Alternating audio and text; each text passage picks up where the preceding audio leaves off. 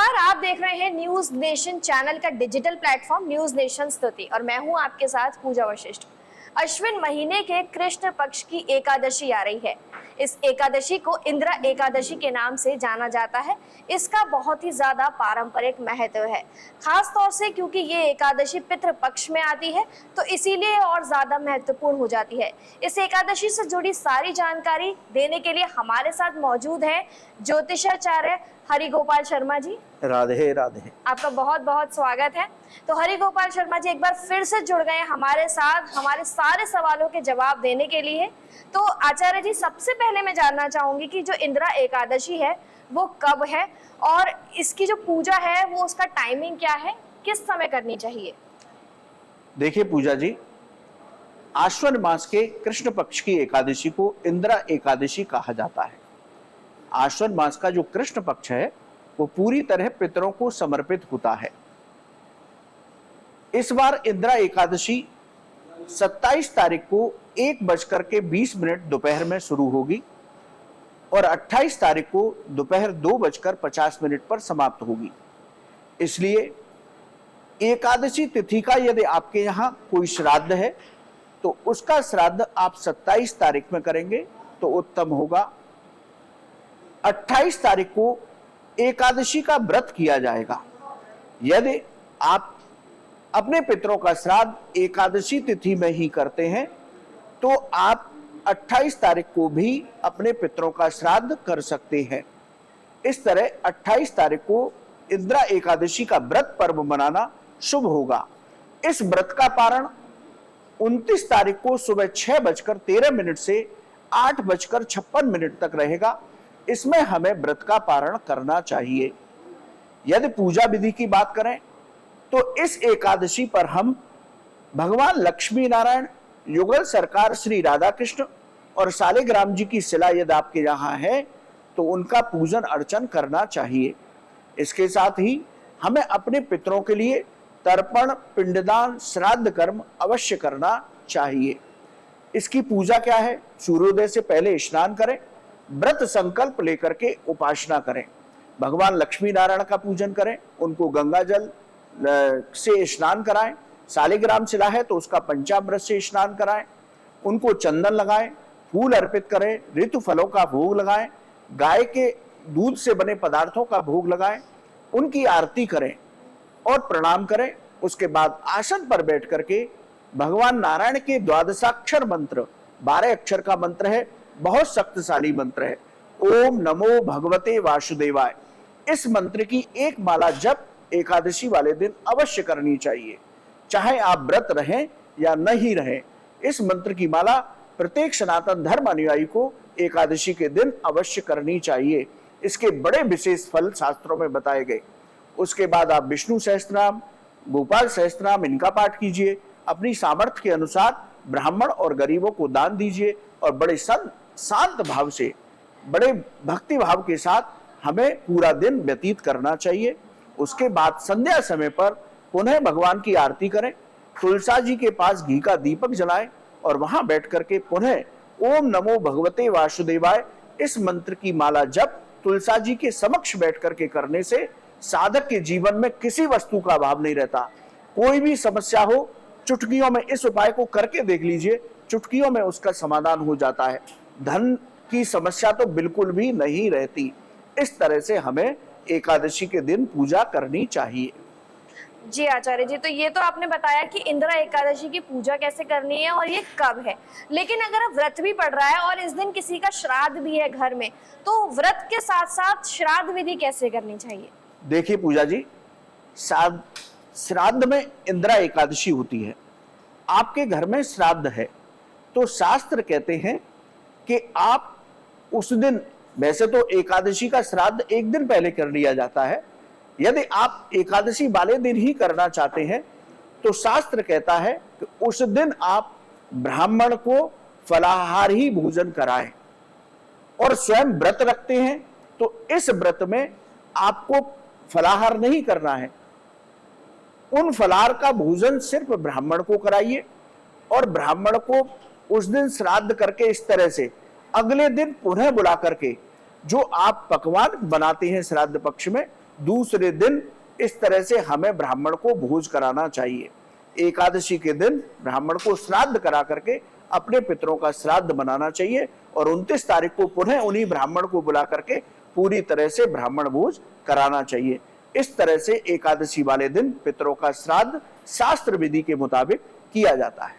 जी, तो मतलब 2 दिन हमें उन्हें भोजन कराना होगा, एकादशी वाले दिन भी और उसके अगले दिन भी। जी। अब हम जानना चाहते हैं कि जो पावन इंदिरा एकादशी है उसकी कथा, क्योंकि आपके मुख से कथा बहुत अच्छी लगती है, आप अच्छी तरीके से हमें विस्तार पूर्वक बताते हैं, तो वो भी बताइए।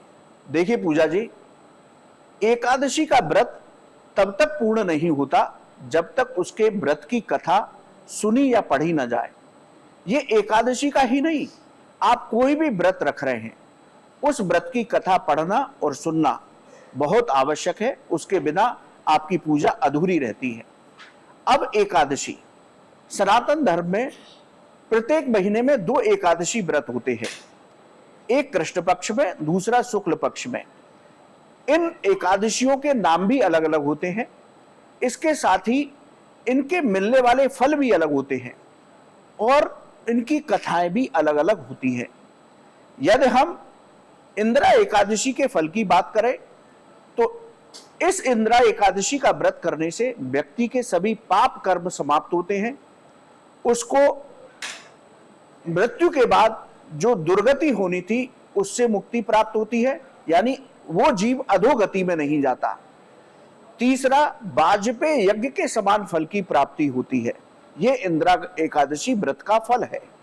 अब यदि कथा की बात करें तो भगवान कृष्ण ने धर्मराज युधिष्ठिर को इंदिरा एकादशी व्रत की कथा सुनाई। मैं उस कथा को आपको संक्षेप में सुना देता हूं। सतयुग में महिष्मती नाम की एक नगरी थी, उसमें इंद्रसेन नाम के राजा थे, बड़े धर्मपरायण राजा थे। उनकी प्रजा बड़े आनंद के साथ रहती थी, सभी धार्मिक आयोजन उनकी नगरी में विशेष रूप से किए जाते थे, यानी भगवत भक्त थे। एक बार जब वो सभा में बैठे थे तब नारद जी वहां प्रकट हुए।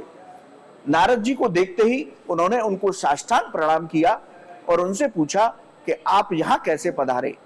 नारद जी ने इंद्रसेन से कहा कि मैं ब्रह्मलोक से यमलोक की तरफ गया, तब मैंने आपके पिता को नरक में पड़ा हुआ देखा, अधोगति में देखा, तो मुझे बड़ा आश्चर्य हुआ कि आप जैसा जिसका पुत्र हो और उसका पिता नरक में पड़ा हुआ है, अधोगति में पड़ा हुआ है, तो मुझे बड़ा कष्ट हुआ, तो मैं आपको ये बात बताने आया।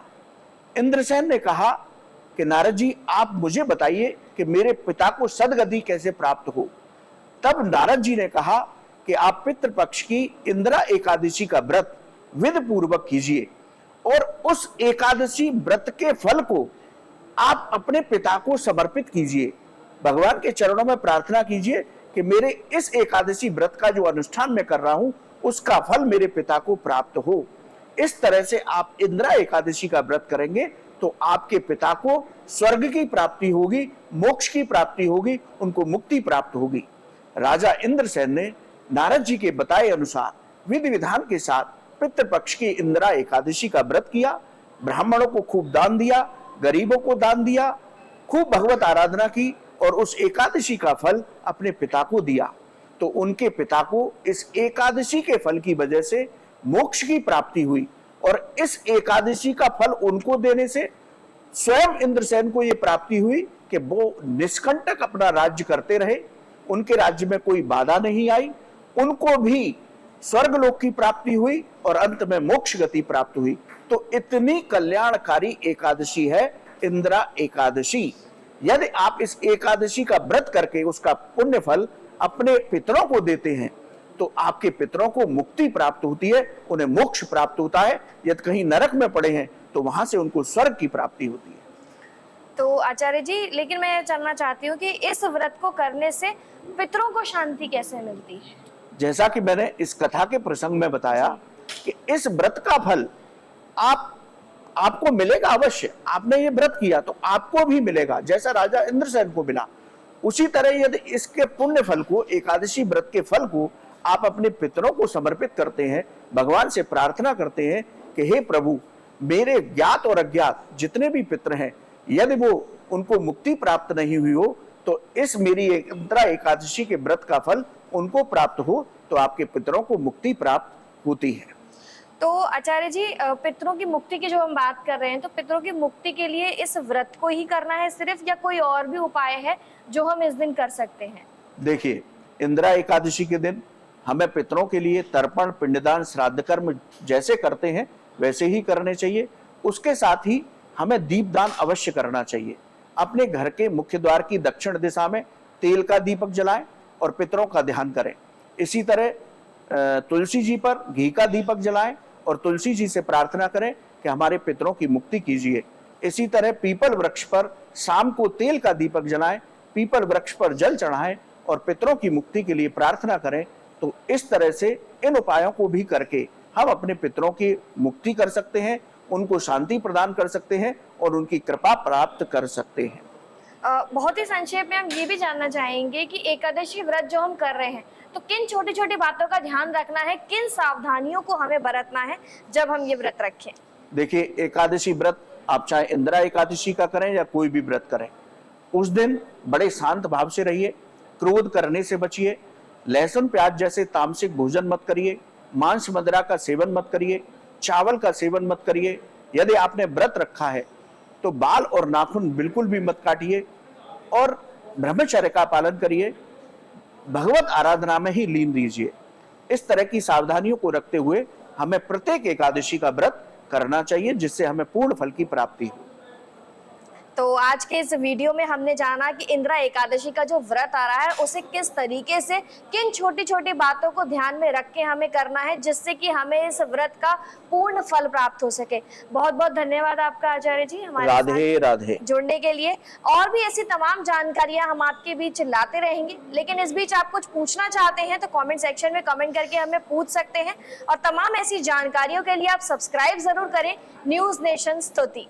नमस्कार।